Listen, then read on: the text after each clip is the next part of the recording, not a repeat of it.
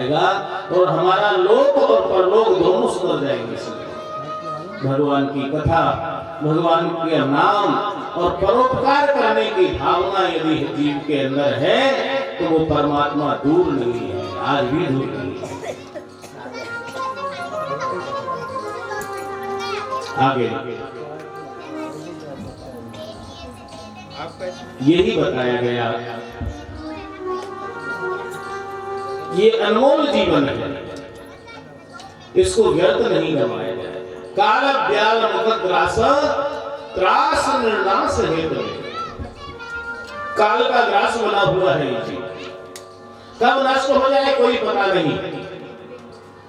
इसलिए भैया संत कहते हैं, ये ग्रंथ कहते हैं कि इस नर्तन को पा करके नारायण को प्राप्त कर लेना चाहिए, उसके मार्ग पर चल लेना चाहिए, यही जीवन की सार्थकता है।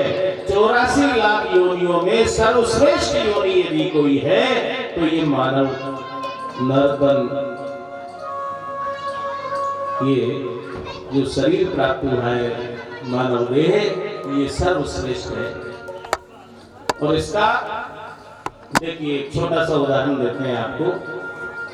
ये आपका बहुत सुंदर घर है और इस घर के अंदर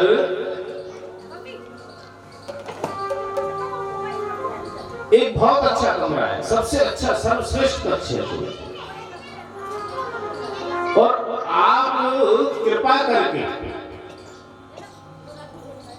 हम आपसे याचना करें कि हमें रहना है कुछ दिन,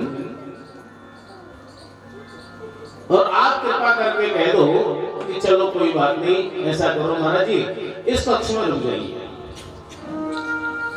सबसे अच्छा कक्ष है वो, उसमें रुक जाइए।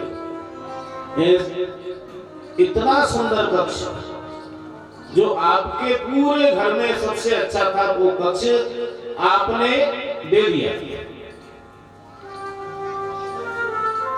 तो जिनको रहने के लिए दिया है सबसे अच्छा, पूरे मकान के अंदर सबसे अच्छा कमरा रहने को दिया, अब वो रहने वाला व्यक्ति क्या कर रहा है, ध्यान देना। रहने वाला व्यक्ति उसकी दीवारों पर काले काले धब्बे लगा रहा है, लकीरें खींच रहा है, जगह जगह कीले ठोक रहा है, अलमारी के जो शीशे लगे हैं अलमारी में उनको फोड़ रहा है। मन जहां आया वहां फूट रहा है, कचरा कर रहा है, यानी कि उस कमरे की ऐसी दुर्दशा कर दी, कचरे का ढेर बना दिया उसको। तो जो मकान मालिक है, जिसने रहने के लिए अनुग्रह कृपा करके सबसे अच्छा घर दिया, कमरा दिया, वो क्या कहेगा जब उस कमरे को देखेगा? क्या कहेगा कि तुम इसमें रहने के लायक नहीं हो, यही कहेगा। तुम्हें तो कहीं कचरे के ढेर पर रहना चाहिए था। और फिर कभी मान लो दोबारा से उस व्यक्ति के पास जाओ कि हमें घर चाहिए, कमरा चाहिए रहने को, वो व्यक्ति देगा भूल करके भी आपको? भूल करके भी देगा क्या? अरे हमने देख लिया, तुम्हें पहले कमरा दिया था, उस कमरे की क्या दुर्दशा की तुमने। ठीक उसी प्रकार से भैया ये 84 लाख योनियां, अलग अलग कमरे हैं इस आत्मा के। हाथी, ऊंट, गधा, घोड़ा, चींटी, मच्छर, सर्प, जितने भी जीव जंतु हैं सब कमरे हैं आत्मा के, और उन सब में सर्वश्रेष्ठ ये नर्तन मानव देह।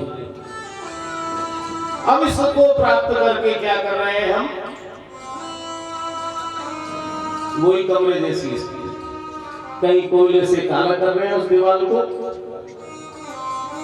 कहीं कील ठोक रहे हैं, कहीं शीशे अलमारी तोड़ रहे हैं। इतना सुंदर कमरा, सबसे अच्छा, और उसकी ऐसी दुर्दशा कर दी हमने कि भूल कर भी वो मकान मालिक कभी हमें वो कक्ष क्या वो घर में नहीं घुसने देगा, कक्ष लेना दूर की बात, तुम इसमें रहने के योग्य नहीं। तो भैया ये मानव देह है, सबसे अच्छा कमरा मिला है आपको, हमको ही, है ना। और यदि इसका देखभाल, रक्षा, सुरक्षा जो इसको चाहिए वो इसको मिलता रहा, रंगाई पुताई, स्वच्छता, पूरा सब क्लीन रखा आपने, यानी कि हृदय निर्मल रखा आपने, न किसी से द्वेष किया, न कचरा किया। कचरा क्या है? काम, क्रोध, लोभ, मोह, मत्सर, ईर्ष्या, दंभ, पाखंड, ये कचरा नहीं डाला इस कमरे में। नाना प्रकार के विषय, व्यसन यानी नशा, ये नहीं डाला इसमें। तो क्या होगा? हृदय पवित्र, तन पवित्र हो गया। तो फिर भी क्या कहेगा वो मकान मालिक? अगर बहुत अच्छा up to date, well up to date अगर उस कक्ष को रखा हमने, तो मकान मालिक क्या कहेगा? ऐसा किराएदार तो किराया भी नहीं दे तब भी अच्छा है कि रहता है, कम से कम साफ सुथरा तो है, व्यवहार अच्छा है, बार बार देने को मन करेगा, चाहे किराया कम मिले लेकिन उसको मिल जाएगा। और वो जब जाएगा खाली करके, अरे बोल रही है ना, कोई दिक्कत थोड़ी है, किराया ज्यादा लग रहा हो तो थोड़ा कम कर दीजिए, पर रही है। ठीक उसी प्रकार से भैया ये नर्तन मिला है, इसमें कचरा मत डालो। ये कचरा ही तो है, कभी क्या डाल दिया, कभी क्या डाल दिया। समझ रहे होंगे, सारा ही काफी है। क्या क्या डाल रहे हैं हम इस घर में, कमरे में कितना कचरा डाल दिया, दीवारों को तोड़ दिया, अलमारियों को तोड़ दिया, भूल कर भी कोई देगा तुम्हें? इसलिए इसकी कदर करो, इसका महत्व समझो, और इससे कैसे काम लेना है और इसको प्राप्त करके हमें क्या करना है, इस बात को समझ लो भैया। बस ये बार बार नहीं मिलने वाला है।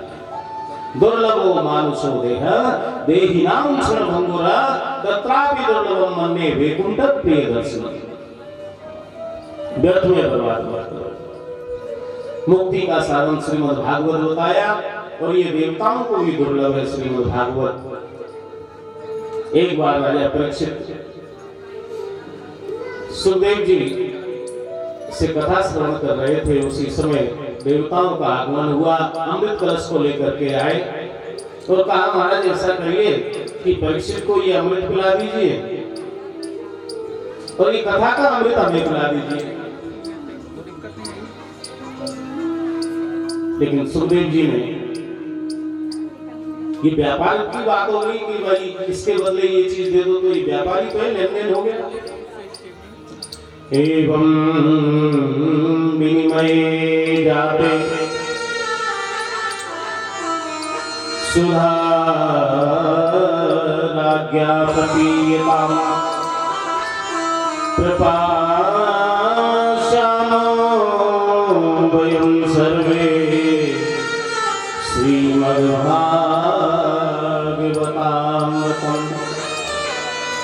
आप इस भागवत के अमृत को हमें पिला को देवताओं ने निवेदन किया सुखदेव, और हम जो स्वर्ग का अमृत लाए हैं ये राजा परीक्षित को पिला।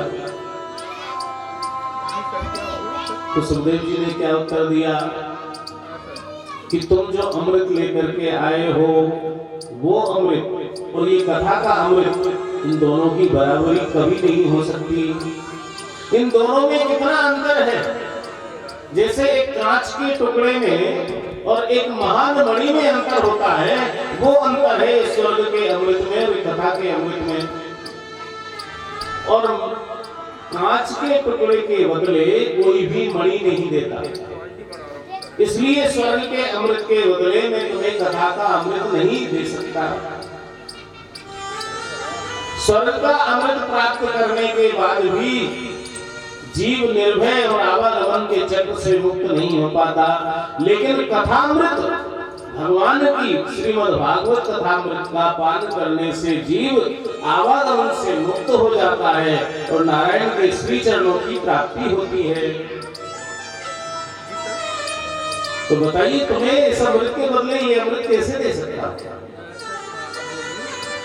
अभक्ता से विज्ञाय न ददौ स्वैततामृतम् श्रीमद्भागवती वार्ता सुराणामपि दुर्लभा अभक्तांश विज्ञान ददौस्य कथामृतम् श्रीमद्भागवती वार्ता सुराणामपि दुर्लभा। सुखदेव जी ने मना कर दिया कि तुम इस अमृत के पीने के योग्य नहीं हो। जाओ ले जाओ अपना ये स्वर्ग का अमृत अपने पास ले जाओ। देवताओं को नहीं बुलाया ये जो आप लोग पी रहे हो, जो ठाकुर जी ने कृपा करके हमें सहजता से प्रदान कर दिया, वो अमृत देवताओं को भी दुर्लभ है। ये कथा का अमृत देव दुर्लभ है। ये भागवत देवता नहीं कर सके इसको। सुरा नाम अपनी दुर्लभ, सुर यानी देवता, अपनी यानी भी दुर्लभ, उनको भी दुर्लभ है।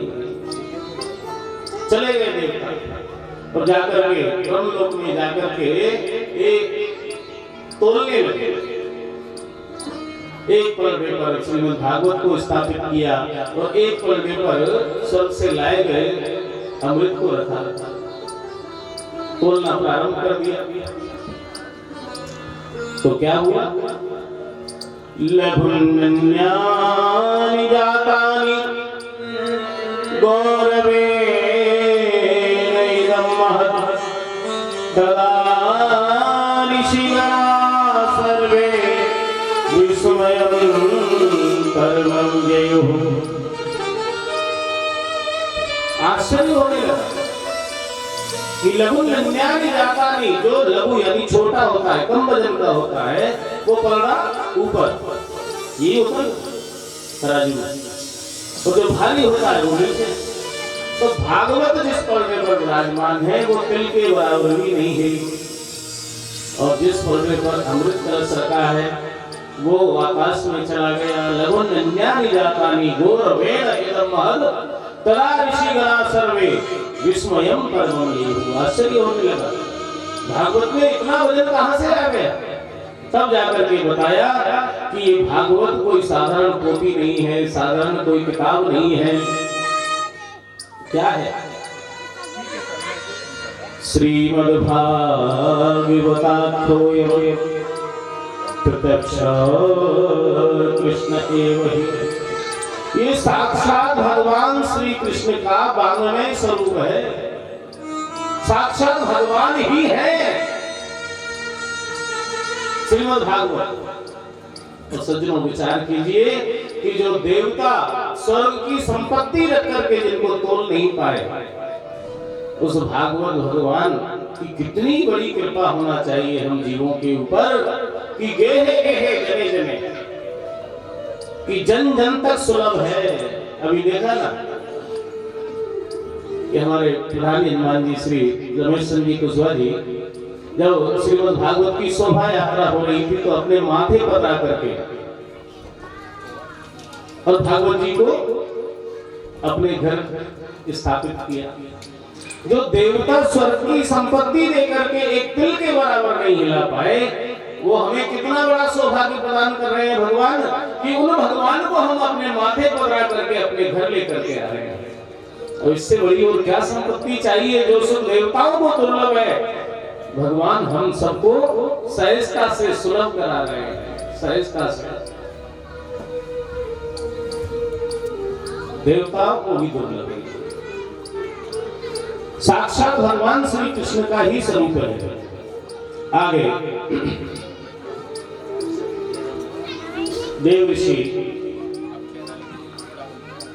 नारद जी का प्रसंग कहकर के सुनाया कि देव ऋषि नारद जी